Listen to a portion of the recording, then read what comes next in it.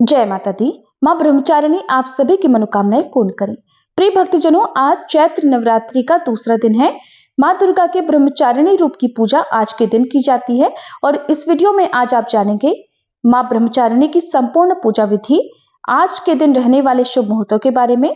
साथ ही आप जानेंगे माँ ब्रह्मचारिणी के मंत्र और विशेष भोग आदि के बारे में। आज 20 मार्च शुक्रवार को चैत्र मास के शुक्ल पक्ष की प्रतिपदा तिथि सुबह 4:52 तक रहेगी। इसके बाद में द्वितीय तिथि प्रारंभ होगी।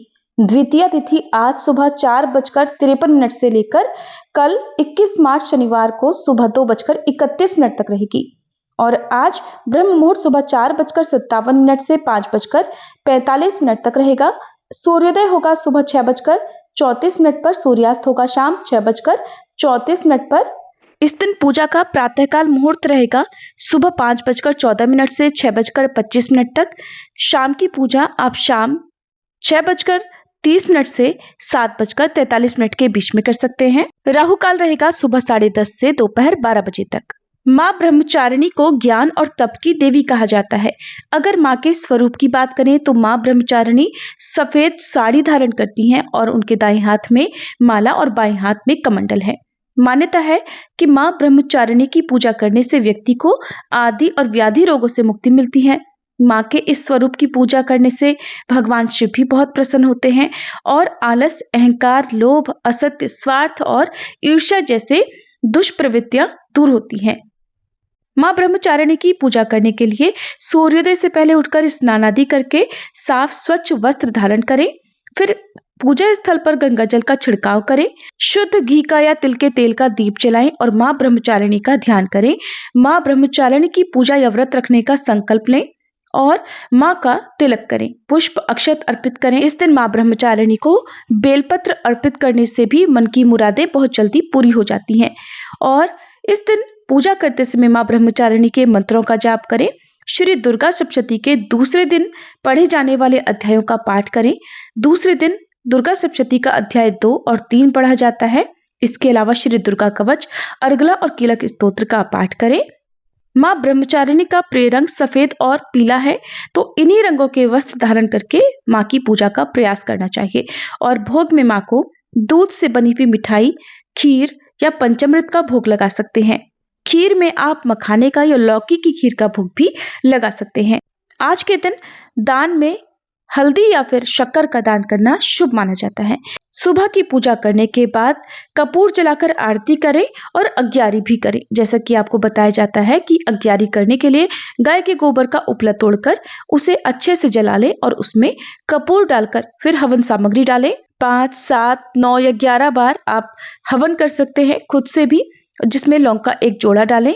गुग्गल हो तो गुग्गल भी डालें और इसके बाद जल का छींटा देकर अग्यारी को प्रणाम करें और माँ को आपने जो भी भोग लगाया है उसका एक थोड़ा सा हिस्सा भी अग्नि में डालना चाहिए। पूजा करने के बाद गौ माता के लिए भोग का एक हिस्सा निकाल कर रखें। बाकी भोग को प्रसाद रूप में परिवार के सभी सदस्यों में बांटना चाहिए। फिर दिन भर उपवास रख रहे हैं तो उपवास रखें और उपवास नहीं भी रख रहे हैं तो सुबह की पूजा करने के बाद, कथा श्रवण करने के बाद शाम को भी एक बार फिर से धूप दीप जलाकर और आरती करके माँ की पूजा करनी चाहिए। हर दिन पूजा करने के बाद सच्चे मन से अगर क्षमा प्रार्थना की जाए तो पूजा पाठ में हुई गलती के लिए या व्रत रखने में हुई गलती के लिए दोष नहीं लगता है। आइए अब जान लेते हैं माँ ब्रह्मचारिणी के विशेष पूजन मंत्रों के बारे में। पूजा मंत्र: ओम देवी ब्रह्मचारिण्ये नमः। प्रार्थना: दधानां कर पद्माभ्याम अक्षमाला कमंडलु देवी प्रसीदतु मयि ब्रह्मचारिण्य अनुत्तमा।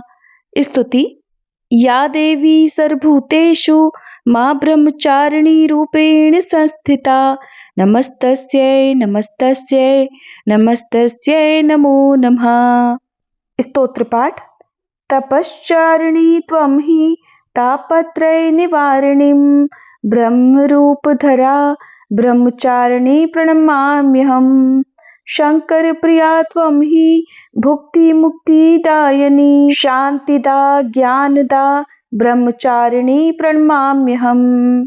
श्री ब्रह्मचारिणी कवच पाठ: त्रिपुरा मे हृदयं पातु ललाटे पातु शंकर भामिनी अर्पणं सदा पातु नेत्रो अर्धरी च कपोलो पंचदशी कंठे पातु मध्यदेशे पातु महेश्वरी षोडशी सदा पातु नाभो ग्रह चोपादयो अंग प्रत्यंग सतत पातु ब्रह्मचारिणी। बीज मंत्र ह्रीं श्रीं अंबिकाय नमः। ब्रह्म का अर्थ होता है तपस्या और चारिणी का अर्थ होता है आचरण करने वाली, अर्थात तप की चारिणी यानी तप का आचरण करने वाली मां ब्रह्मचारिणी। अपने पूर्व जन्म में जब ये देवी हिमालय के घर पुत्री रूप में उत्पन्न हुई थी, तब नारद जी के उपदेश से इन्होंने भगवान शंकर जी को प्राप्त करने के लिए कठोर तपस्या की थी। इसी दुष्कर तपस्या के कारण इन्हें तपश्चारिणी अर्थात ब्रह्मचारिणी नाम से पुकारा गया। इन्होंने 1000 वर्ष तक केवल फल खाकर व्यतीत किए और 100 वर्षों तक केवल शाक पर निर्भर रही।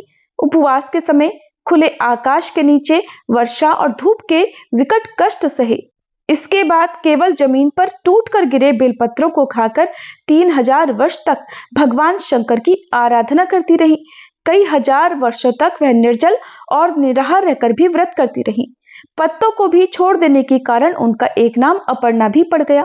इस कठिन तपस्या के कारण ब्रह्मचारिणी देवी का पूर्व जन्म का शरीर एकदम क्षीण हो गया था। उनकी ये दशा देखकर उनकी माता मैना देवी अत्यंत दुखी हो गई। उन्होंने उस कठिन तपस्या से विरत करने के लिए उन्हें आवाज दी, उमा। अरे नहीं, तब से देवी ब्रह्मचारिणी का पूर्व जन्म का एक नाम उमा भी पड़ गया। उनकी इस तपस्या से तीनों लोकों में हाहाकार मच रहा था। देवता, ऋषि, सिद्धगण, मुनि सभी ब्रह्मचारिणी देवी की इस तपस्या को अभूतपूर्व पुण्य कृत्य बताते हुए उनकी सराहना करने लगे। अंत में पितामह ब्रह्मा जी ने आकाशवाणी के द्वारा उन्हें संबोधित करते हुए प्रसन्न स्वर में कहा, हे देवी, आज तक किसी ने इस प्रकार की ऐसी कठोर तपस्या नहीं की थी। तुम्हारी मनोकामना सर्वतोभावेन पूर्ण होगी। भगवान चंद्रमौली शिव तुम्हें पति रूप में प्राप्त होंगे, इसलिए अब तुम तपस्या से विरत होकर घर लौट जाओ। मां दुर्गा का यह द्वितीय स्वरूप भक्तों को अनंत फल देने वाला है। मां की उपासना से मनुष्य में तप, त्याग, वैराग्य, सदाचार और संयम की वृद्धि होती है। सर्वत्र सिद्धि और विजय मिलती है।